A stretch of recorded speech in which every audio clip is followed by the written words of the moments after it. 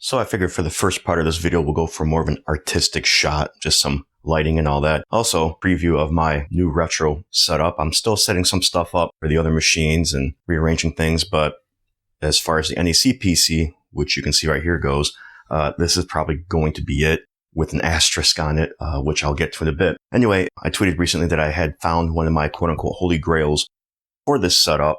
I'm basically missing just two pieces to my original setup, which I'll get to in a bit. One of them is in this box here.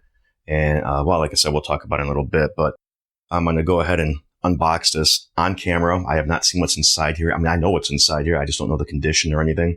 Hopefully the eBay description was not lying to me. Let's go ahead. I'll change the camera angle, get some more lighting in here. We'll open up and see what's inside.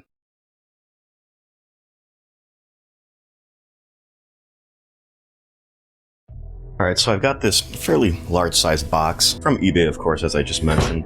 And, well, hopefully I didn't just damage everything. In fact, let's say packed it, it didn't fit the box properly, but it's good enough. Hopefully it's got some padding. I know there was some foam, so let's go ahead and open it up and get at what's actually inside here. And yes, this is an impromptu unboxing video. Technically a pickups video, but we won't count it as one.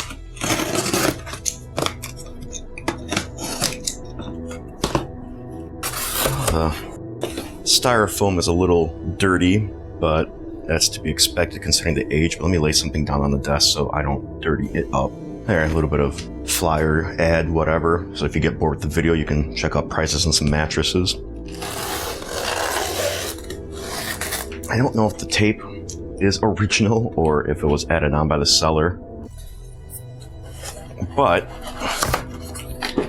allegedly these are new, unused NEC speakers, which would have been similar, if not the exact ones that originally came with my NEC PC. And I am so stoked. Even if these weren't brand new, they're in excellent physical shape. I don't know if they work or not, any capacitor leakage, if the cones have rotted out or anything. Because judging on the styrofoam here, it's probably kept in somewhat of a damp space. Unfortunately, there was a little bit of styrofoam melting here on the cords and everything. Let me see if I can better focus. So a little bit of foam, unfortunately, melted on, but that's fine. This is a pass-through cable from one speaker to the other, and then I have this set of RCA to 3.5 millimeter cables. These may or may not have been in a bag originally, I don't know, but they definitely melted into the styrofoam. I've got cables like this somewhere, so that's fine. Fortunately, the power brick is in a separate box and should be intact, and appears to be unused as well, so awesome. Get this out of the way here, and we'll take a closer look at these speakers.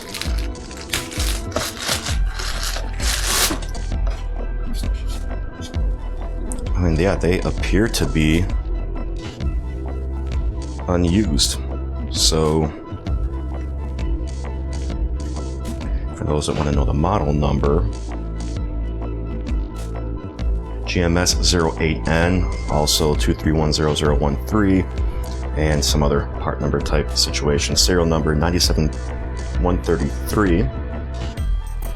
So yeah, so the speaker plugs in here, the left one, and then you've got your output to PC, obviously your DC in, and then there's also an out so you can hook it up. I don't remember if this is an amplified output or not, but there is a headphone jack in the front, so it's probably just a separate output. Since this is the right one, this would go here. Take a look at the left one.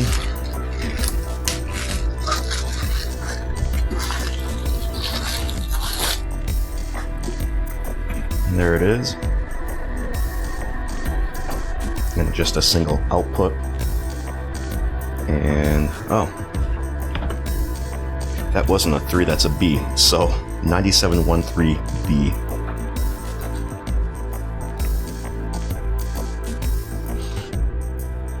Looks like some sort of pencil marking here, probably from quality control.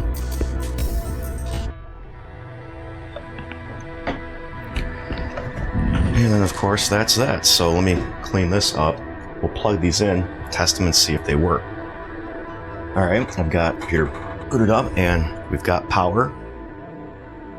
So that's a good sign. Volume, treble, and bass. Let's go ahead and do a quick test. Let's do some MIDI. Ooh. Those potentiometers are going to have to be clean for sure. But that's what age does, right? Especially if they were in a damp place or not. It's hard to say. So, but yeah, let's try one more time.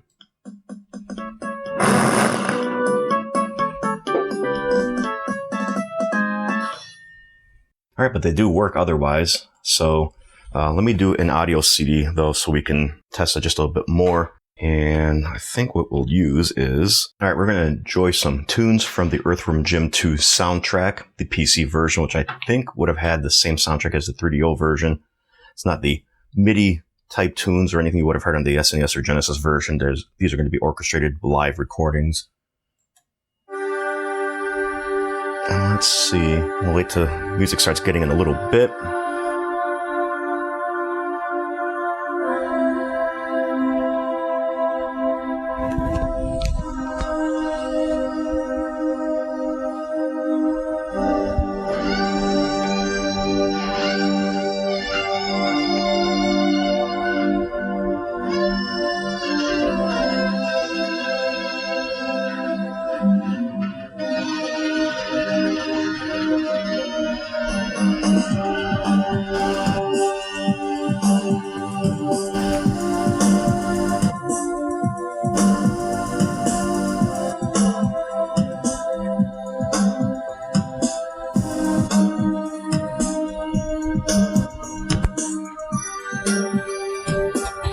So overall, not bad.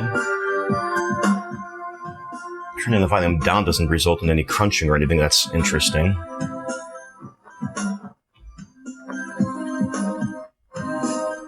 And even now, it's not as bad going up. So I'm wondering if just using the volume knob itself was enough to kind of clean it up a little bit. But yeah, I'll take it apart. Maybe in the future video, we'll open them up, just check the capacitors out, check the cones out, get some deoxit or something in the different potentiometers for the treble, bass, and volume. And that's it. So let me go ahead and stop this. So overall, I'm pleased. These do appear to be at least unused. And yeah, I know, I'm pretty sure NEC did not sell these separately. So these would have been bundled in with NEC PCs of the era. So I said that I'm, missing two pieces. Well, I've got one for my retro setup. The second one, as some of you probably guessed, is a CRT monitor. And I don't remember the exact model because I think from like 1996 to 98, they had a few different revisions and different models that were just basically the same chassis. They might have had different tubes or electronics in them, but it's the NEC multi-sync. There was the A500, the E500, and the XV15 Plus. Pretty sure I had the A500, but it might have been the E. I don't think I had the XV15 Plus. I think that was probably more of a premium one, just based on the actual model number itself. And then there were also 17-inch, 19-inch, and I think 21-inch versions with a similar chassis. So keeping my eye out for that. There's a few of them on eBay, but I'm hesitant to ship a CRT from eBay for all kinds of reasons, especially one that would be very sentimental to me. I haven't seen anything really local. I have seen a few pop up in other states, but like when I say other states, I mean like hundreds, if not like 1,000 miles away, which is unfortunate. I really want a monitor like that, but I'm not going to drive that far. Retro anything is pretty pricey as it is, and I don't want to add to the cost with fuel, wear and tear on the vehicle, and things like that. Not to mention, driving 1, 2, 3 states away and not knowing what's going to happen. So, but yeah, so I'm really happy I got these. Like I said, there'll probably be a future video where I do just some basic maintenance on them, open them up, check them out on the inside. Like I said, take care of the volume knob, although it's really not as bad as it was before. So I think just a little bit of deoxit and it'll be good as new. So yeah, what'd you guys think? Do you guys have any favorite, memory from your, childhood or teenage years, or even as an adult, when it comes to, retro computers or gaming or anything like that? Let me know. And I guess that's it. Thanks all. I'll catch you later.